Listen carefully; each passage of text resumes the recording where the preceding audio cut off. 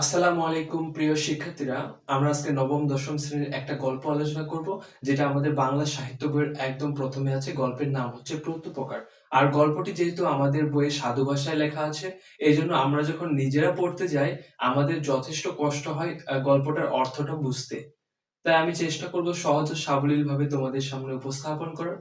প্রথমে গল্পের নাম হচ্ছে প্রত্যুপকার। এই প্রত্যুপকার মানেটা কি, এটা একটু আমরা চিন্তা করি। আসলে প্রত্যুপকার মানে হচ্ছে উপকারীর প্রতি উপকার করা। অর্থাৎ মনে করো আমি বিপদে পড়লাম, কোন একটা দ্বিতীয় পক্ষ এসে আমাকে হচ্ছে সাহায্য করলো, মানে আমাকে আমার উপকার করলো। এখন আমাকে যে সাহায্য করলো ওই দ্বিতীয় ব্যক্তি আবার কোন একটা বিপদে পড়েছে, আমি তখন তাকে কি করলাম, ওই বিপদ থেকে তাকে উদ্ধার করলাম, অর্থাৎ সাহায্য করলাম। তাহলে বিষয়টা একটু দেখো, আমার বিপদে সে আমাকে সাহায্য করলো, আমার উপকার করলো, ওই উপকারীর যখন বিপদে পড়লো আমি আবার তাকে সাহায্য করলাম। ঠিক আছে, এই জিনিসটাই হচ্ছে প্রত্যুপকার, মানে উপকারীর প্রতি উপকার করা। এই গল্পে মূলত আমরা তিনটা চরিত্র পাবো। এই তিনটা চরিত্রের সামগ্রিক বিষয়বস্তুই হচ্ছে গল্পটার মূল বিষয়। তিনটা চরিত্রের মধ্যে আমাদের একটা হচ্ছে আলী ইবনে আব্বাস। আমি একটু দেখাচ্ছি লিখে।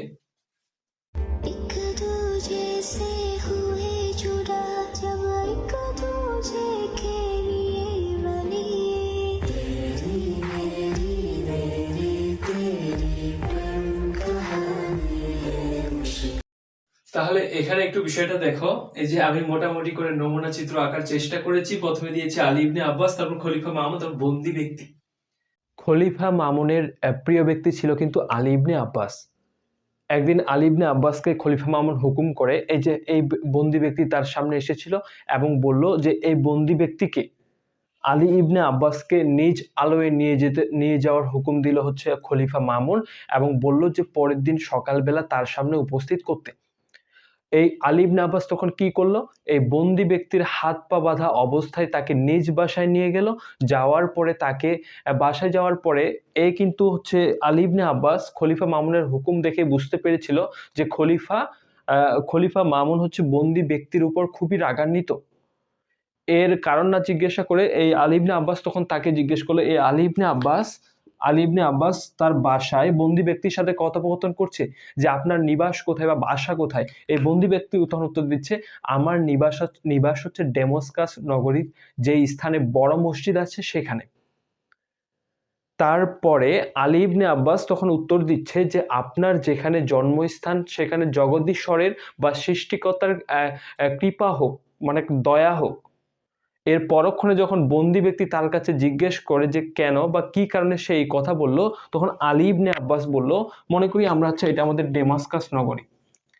এই ডেমাস্কাস নগরীতে আমাদের যে শাসনকর্তা ছিল, এই আলী ইবনে আব্বাস কিন্তু বলছে ডেমাস্কাস নগরীতে যে শাসনকর্তা ছিল, এই শাসনকর্তা কিন্তু পদচ্যুত হয়েছিল, মানে তার আসন থেকে তাকে হচ্ছে বাদ দিয়ে দেওয়া হয়েছিল। এর ফলশ্রুতিতে নতুন যে শাসনকর্তা নিযুক্ত হয়েছিল ওইখানে তার সঙ্গে আলী ইবনে আব্বাস সেখানে গিয়েছিল।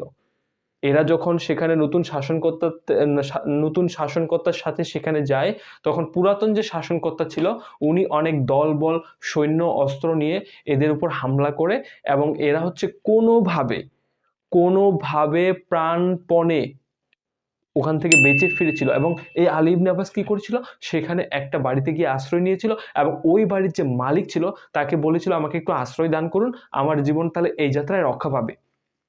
আলী ইবনে আব্বাসকে সেই ব্যক্তি তার বাড়িতে আশ্রয় দিয়েছিল, এবং আলী ইবনে আব্বাস সেখানে অনেক দিন ধরে ছিল, এবং তার যে মানে থাকার যে পরিবেশ এবং অন্যান্য যে কিছু, সবকিছুতে সে কোনো কিছু অনুপস্থিতি বুঝতে পারে নাই। এভাবে এভাবে মোটামুটি ১ মাস চলে যায়। ১ মাস যাওয়ার পরে ওই ব্যক্তি তাকে বলে, যার বাসায় অবস্থান নিয়েছিল সেই ব্যক্তি বলে, এখন সবাই নিজ আলোয় ফিরে যাচ্ছে, এটাই আপনার যাওয়ার মতো উপযুক্ত সময়। এই আলী ইবনে আব্বাসের কাছে কিন্তু তখন টাকা পয়সা কিছু ছিল না, আর লজ্জায় কিন্তু কিছু বলতেও পারছিল না। কিন্তু শেষ যাত্রায় আলী ইবনে আব্বাস যখন ডেমাস্কাস নগরী থেকে নিজ নিজ দেশে ফিরে আসবেন, তখন সেই যে ব্যক্তি বাড়িতে আশ্রয় দিয়েছিল ওই ব্যক্তির আতিথেয়তায় সে মুগ্ধ হয়েছিল। একটা চমৎকার ও চমকপ্রদ ঘোড়া খুব সজ্জিত করে তাকে রাহবারের জন্য পাঠানো হয়েছিল। একটা ভৃত্য বা গোলাম দিয়েছিল তাকে সেবা করার জন্য, এবং আরেকটা ঘোড়াতে সুন্দর সুন্দর সব খাবার দাবার তার জন্য রান্না করে দিয়েছিল। এরকম করে কি হয়েছিল, এবং সাথে কিছু স্বর্ণ মুদ্রা দিয়েছিল। তো মোটামুটি আলী ইবনে আব্বাস এরকম আতিথেয়তায় খুব মুগ্ধ হয়ে যায়। এই গল্পই তিনি শোনাচ্ছিল বন্দি ব্যক্তিকে, এবং তিনি এটা বলে আক্ষেপ করছিলেন, এটা বলে তিনি নিজের মনোকষ্ট দুঃখ প্রকাশ করছিলেন যে এরপরে ওই ব্যক্তির সাথে তিনি আর কখনো দেখা পান নাই। যদি কোনো সময় তার দেখা পায় তাহলে নিজের জীবন বিসর্জন দিয়েও হলেও তার জন্য কোনো কিছু করার চেষ্টা করবে। তারপর কি হলো, এইরকম যখন কথাগুলো বলে তখন বন্দি ব্যক্তি বলে যে আপনার মনস্কাম বা মনের ইচ্ছা বা মনের আকাঙ্ক্ষা পূর্ণ হইয়াছে, আপনার সামনে যে ব্যক্তি দাঁড়িয়ে আছে এই সেই ব্যক্তি যিনি আপনাকে ডেমাস্কাস নগরীতে আশ্রয় প্রদান করেছিলেন। তার মানে আমরা কি বুঝাচ্ছি সহজভাবে, অর্থাৎ এই আলী ইবনে আব্বাসকে এই বন্দি ব্যক্তি হচ্ছে কি করেছিল, ডেমাস্কাস নগরীতে আশ্রয় দিয়েছিল, 1 মাস রেখেছিল, তারপর আসার সময় এত সুন্দর আতিথেয়তায় তাকে বিদায় দিয়েছিল। গুড। এখন নেক্সট যে বিষয় সেটা হচ্ছে এইটা শোনার পরে আলী ইবনে আব্বাস মুহূর্তের মধ্যে তাকে একটু চেনার চেষ্টা করে, এবং নানা রকম চিন্তা ভাবনা করার পরে পরিচয় পরিচয় পাওয়ার চেষ্টা করতে করতে একটা সময় আলী ইবনে আব্বাসের মনে পড়ে যায় যে এই ব্যক্তি আসলে সেই ব্যক্তি যাকে সে আশ্রয় দিয়েছিল। দেন হচ্ছে তাকে বুকের মধ্যে জড়ায় নেয়, এরপর তার হাত পায়ে যে শিকল ছিল সেগুলো খুলে দেয়। খুলে দেওয়ার পর তার কাছে জানতে এই আলী ইবনে আব্বাস তার কাছে জিজ্ঞেস করে যে আপনাকে কেন আসলে বন্দি করা হয়েছে। তখন এই বন্দি ব্যক্তি বলে যে আমাদের নিজ বর্ণের কিছু মানুষ আমাকে ঈর্ষাজনিত আমার নামে অভিযোগ দিয়েছে, এর ফলশ্রুতিতে এই খলিফা মামুন আমাকে এরকম হচ্ছে শাস্তি দেওয়ার জন্য আমাকে নিয়ে এসেছে। আর আসার সময় আমাকে এমনভাবে নিয়ে আসা হয়েছে, আমি আমার স্ত্রী পুত্র কন্যা কাউকেই কোনো কিছু জানাতে পারি নাই। মানে এত মানে তীব্রভাবে এবং এত অত্যাচারিতভাবে তাকে নিয়ে আসা হয়েছিল। তখন আলী ইবনে আব্বাস তাকে কি করে, তাকে কিন্তু মানে এখান থেকে চলে যাওয়ার মতো কিন্তু ব্যবস্থা করে দেওয়ার সে চেষ্টা করে, এবং সাথে কিছু স্বর্ণমুদ্রা দেয়, দিয়ে বলে যে আপনি এখান থেকে চলে যান। ঠিক আছে, কিন্তু বন্দি ব্যক্তির একটা এখানে হচ্ছে একটা চমৎকার বিষয়, তিনি বলেছেন যে যে কিছুদিন আগে যে প্রাণ আমি রক্ষা করেছি, আমি একবার বলছি লাইনটা আমার খুব ভালো লাগছে, কিছুদিন আগে আমি যে প্রাণ রক্ষা করেছি আজকে আমার বিনিময়ে সেই প্রাণের বিনাশ হবে, এটা আমি কখনো চাইবো না। এই জন্য কিন্তু সুযোগ থাকা সত্ত্বেও বন্দি ব্যক্তি সেখান থেকে পালিয়ে যায় নাই, এবং বন্দি ব্যক্তি তাকে বলে আপনি যদি কোনো কিছু করার থাকে তাহলে আপনি করার চেষ্টা করেন, সমস্যা নেই। এর ফলশ্রুতিতে শেষে কি হয়েছে, এই আলী ইবনে আব্বাস পরের দিন খলিফা মামুনের সামনে গিয়ে উপস্থিত হয়েছে বন্দি ব্যক্তি ছাড়াই। খলিফা মামুন এবার কি করে, খলিফা মামুনকে বলে, আলী ইবনে আব্বাস বলে যে খলিফা আমি আপনাকে কিছু বলতে চাই। খলিফা মামুন কিন্তু আগে থেকে বলে রাখছে তুমি যদি ওই বন্দি ব্যক্তি সম্পর্কে কোনো কিছু বলতে চাও তাহলে আমি কোনো কিছু করতে পারবো না, এবং প্রয়োজনে তোমারও এখানে মৃত্যুদণ্ড হয়ে যাবে। তার মানে কতটা রাগান্বিত, কতটা ক্ষেপেছিল তার উপরে।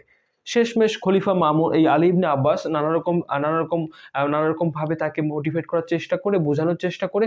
পরবর্তী সময়ে খলিফা মামুন যখন তার কথা শোনার জন্য, অর্থাৎ আলী ইবনে আব্বাসের কথা শোনার জন্য উদ্যত হয়, তখন আলী ইবনে আব্বাস এই ব্যক্তির সম্পর্কে, ওই ডেমাস্কাস নগরীতে কিভাবে তাকে রক্ষা করেছিল, কিভাবে 1 মাস রেখেছিল, কিভাবে তাকে বিদায় দিয়েছিল তার বর্ণনা, এবং আজকে যখন তাকে পালিয়ে যাওয়ার জন্য সব ব্যবস্থা আলী ইবনে আব্বাস করে দেয়, তারপরও সে আমার প্রাণ মানে আলী ইবনে আব্বাসের প্রাণ চলে যাবে এই ভয়ে সে নিজ জায়গা ত্যাগ করেনি, চলে যায়নি।